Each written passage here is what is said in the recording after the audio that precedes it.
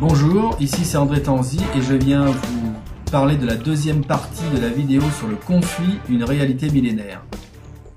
Donc dans un premier temps, je vous propose de voir un petit peu dans quel domaine le conflit peut exister. Donc il existe partout le conflit en fait. On peut commencer par les conflits d'intérêts, donc tout ce qui concerne le domaine financier. Les conflits au niveau des territoires, je donnerai l'exemple de l'arbre du voisin qui dépasse chez l'autre et on n'arrive pas à s'entendre et ça se finit au tribunal. Les conflits d'ordre affectif, donc des rivalités au sein d'une famille, des conflits qui peuvent arriver par rapport à la fratrie. Et ce qui est intéressant, c'est de voir que c'est pas uniquement dans la sphère privée, mais qu'elle existe aussi dans la sphère du travail, du monde du travail.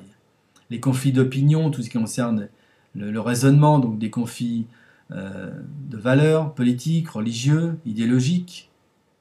Les conflits liés à tout ce qui tourne autour du pouvoir, donc on va influencer les autres, on va les manipuler dans un rapport de force en utilisant la hiérarchie. Le conflit aussi d'ordre relationnel, où justement il ne va pas avoir de compréhension sur qu'est-ce que va être la hiérarchie, la différence entre deux professions, dans un non-respect de l'autre. Les conflits d'ordre culturel, donc c'est le rejet de l'autre par sa différence.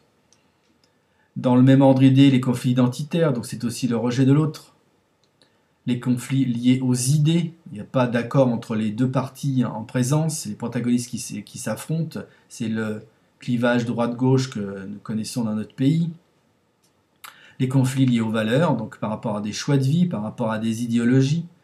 Les conflits de personnes, on rencontre quelqu'un et on ne sait pas trop pourquoi il va y avoir une espèce d'antipathie comme ça, pas d'atome crochu avec l'autre, donc ça existe aussi, et ça peut créer des conflits de génération, l'exemple, le grand-père avec son petit-fils, et les conflits de mimétisme, la personne veut prendre modèle sur quelqu'un, donc va ressembler à son chef, à son patron, à un homme politique. On revient maintenant à la figure du conflit, c'est-à-dire comment le conflit peut être représenté. Donc une image qui est intéressante, c'est que on peut prendre l'image de l'iceberg, où le conflit exprimé, c'est donc la partie visible de l'iceberg, en quelque sorte c'est la position de chaque partie. Et il y a une autre partie, la partie la plus importante, qui correspond à tout ce qui est non visible, le conflit non visible, et qui va dépendre des sentiments, des valeurs, des émotions, des croyances, tout ce qui est du domaine du non-dit. Donc il va falloir travailler sur l'expression des craintes et des émotions et des valeurs des différentes parties en présence. Quelque chose d'intéressant à souligner, c'est que le conflit c'est différent du litige. Le litige, c'est en fait le juge qui tranche sur une règle de droit qui peut s'appliquer au conflit, et donc c'est différent du conflit. Donc c'est ce qu'on vient de voir dans la diapositive précédente. Qu'est-ce qui se met en route dans un conflit? Il y a plein de choses. Là, ils sont énumérés, les valeurs, les croyances, les émotions, les sentiments, les besoins, etc. Donc en commençant par les valeurs, donc les valeurs, c'est tout ce qui est lié à la culture de la personne. Donc la famille, la hiérarchie, l'individu, sa place dans la société, par rapport à des valeurs de liberté, d'égalité par exemple.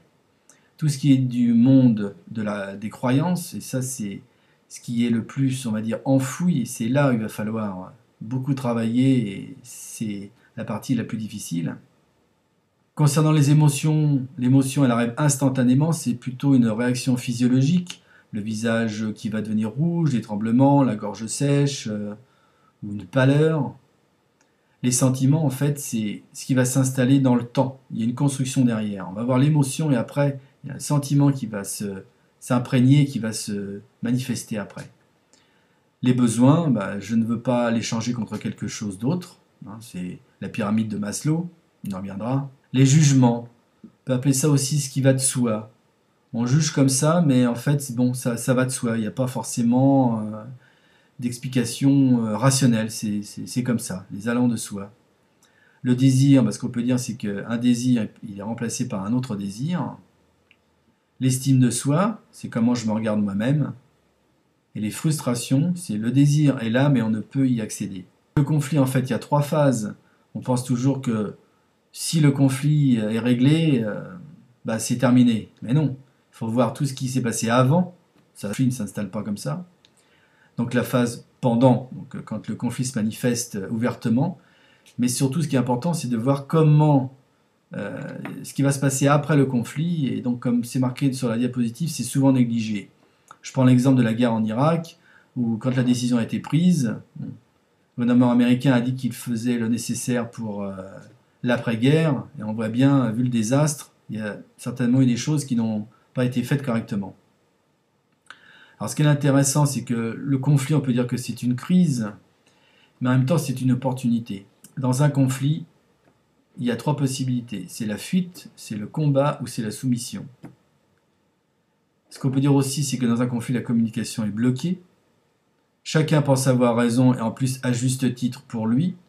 Et pour comprendre, c'est tout ce qui concerne maintenant l'approche systémique avec tout ce qui concerne les risques psychosociaux.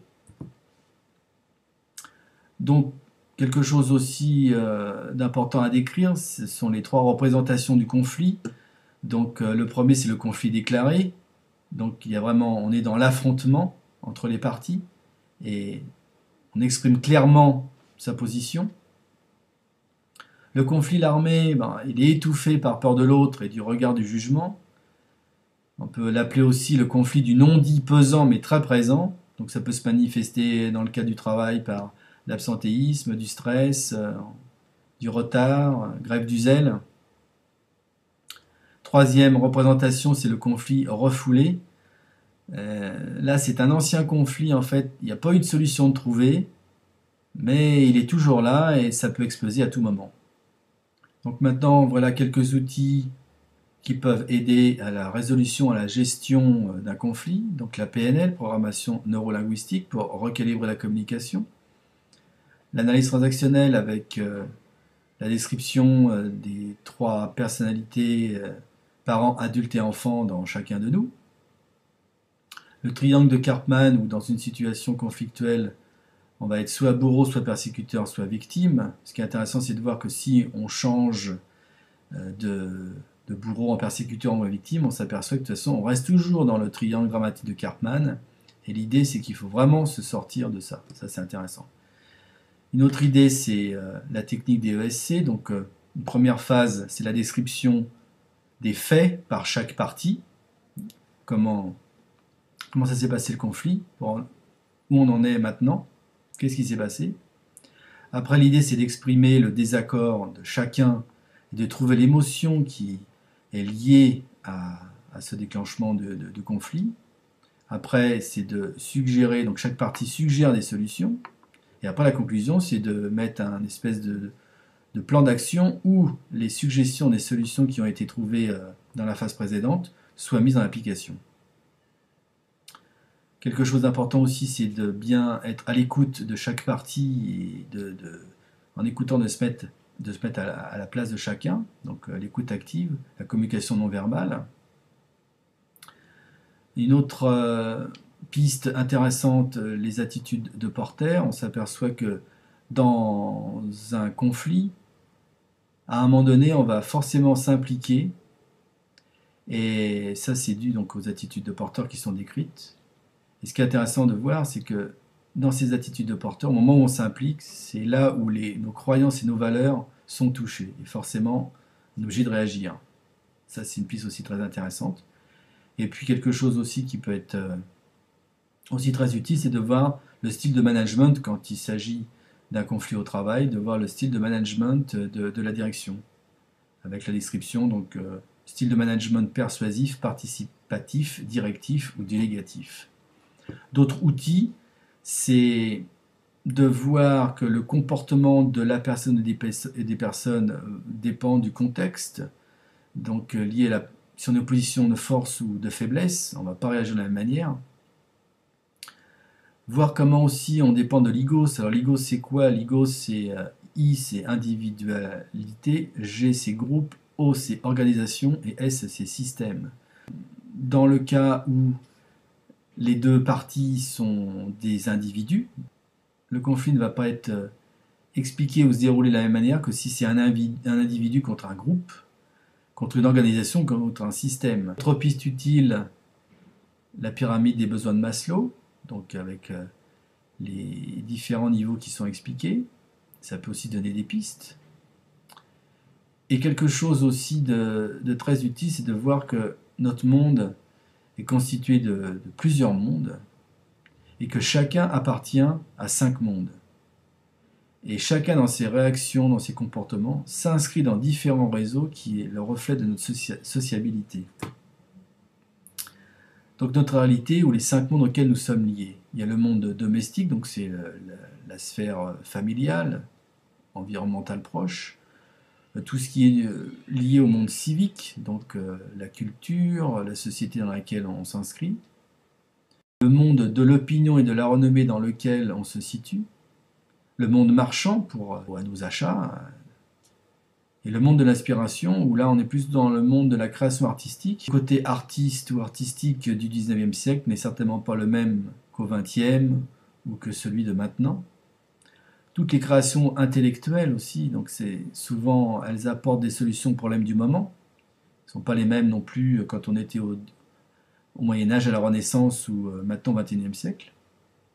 Tout ça, ça se situe dans une approche philanthropique et donc des courants de pensée qui peuvent... Cette appartenance à ces 5 mondes, en fait, c'est l'enjeu de notre futur.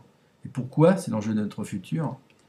Parce que c'est toute la difficulté de percevoir dans quel monde nous allons évoluer dans le futur, puisque nous appartenons à ces différents mondes et qu'ils évoluent. Chacun doit maintenant apprendre la différence de l'autre, puisque... on l'a dit précédemment, on est dans le monde de la mixité, de la globalisation, de la mondialisation. Et c'est cette différence qui va nous apprendre comment trouver notre place dans ce monde futur qui se construit. Si chacun ne s'inscrit pas dans cet acte comme ça d'apprendre par rapport à la différence de l'autre, communautarisme qui pointe, et en même temps, ce communautarisme, d'un côté, une bonne chose, mais en même temps c'est une évidence avec tout ce qui se passe au niveau des réseaux sociaux. Voilà ce qui pouvait être dit dans cette deuxième partie. Je vous remercie d'avoir écouté cette vidéo et je vous dis à bientôt.